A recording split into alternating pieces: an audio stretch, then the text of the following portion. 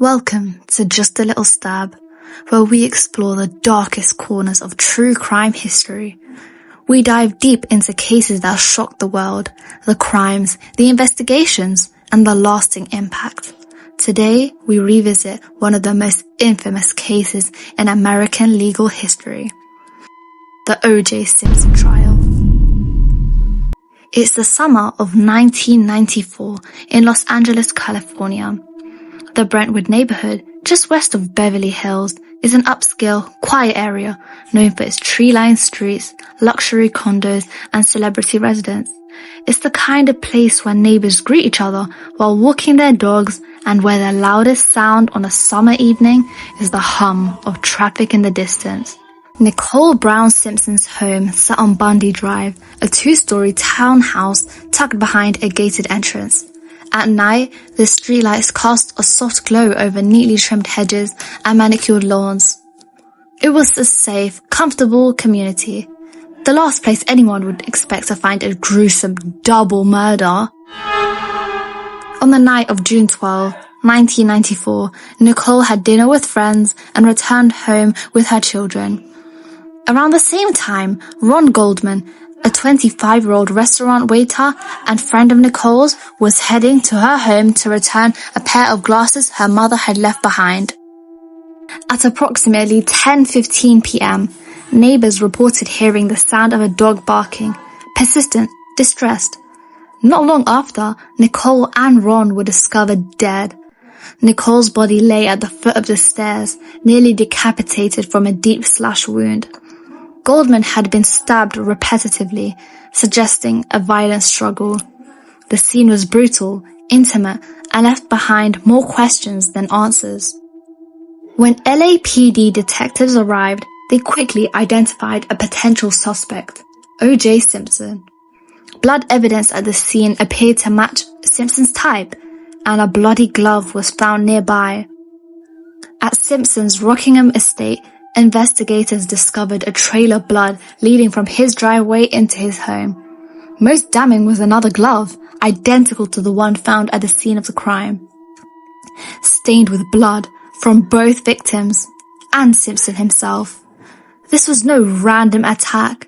Whoever committed these murders knew the victims, and all eyes turned on one man. On June 17, 1994, instead of surrendering to police, Simpson vanished. Hours later, the nation was glued to their televisions as news helicopters followed a white Ford Bronco creeping along the Los Angeles freeways. Inside, Simpson sat in the back seat, while his friend and former teammate Al Cowlings drove.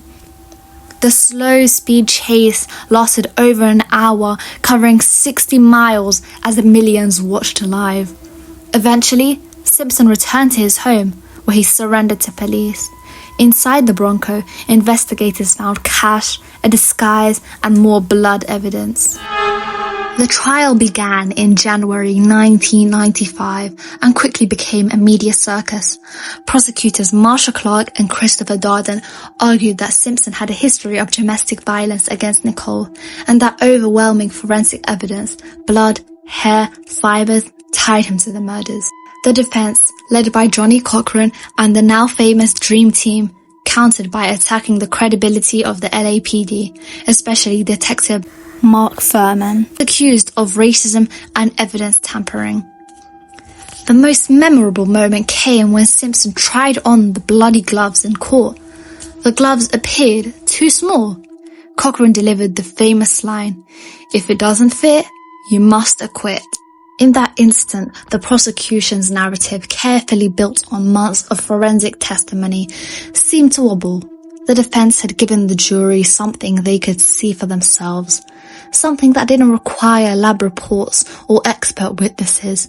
And in a trial where perception was everything, a single moment of doubt could be as powerful as any piece of evidence. After just 4 hours of deliberation, on October 3rd, 1995, the jury reached a verdict.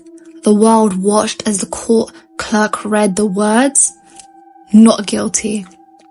Outside the courthouse, reactions split sharply along racial and cultural lines. Some saw it as justice served, others as a miscarriage of justice. Either way, the O.J. Simpson case had become more than trial. It was a mirror reflecting America's deepest divides.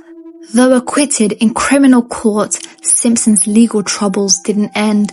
In 1997, a civil jury found him liable for the wrongful deaths of Nicole Brown Simpson and Ron Goldman, ordering him to pay $33.5 million in damages.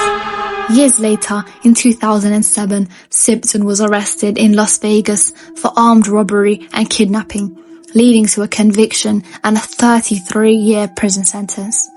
He served 9 years before being released on parole in 2017. The O.J. Simpson case remains one of the most infamous legal battles in American history, a collision of celebrity, violence, and justice that still sparks debate decades later. And while the trial is over, the questions it raised have never truly been put to rest. If you found this case as fascinating and unsettling as we did, make sure to hit the like button and subscribe so you never miss our deep dives into the world's most shocking crimes. What's your take on the O.J. Simpson verdict? Justice served or justice denied? This is just a little stab. Until next time, stay safe and stay curious.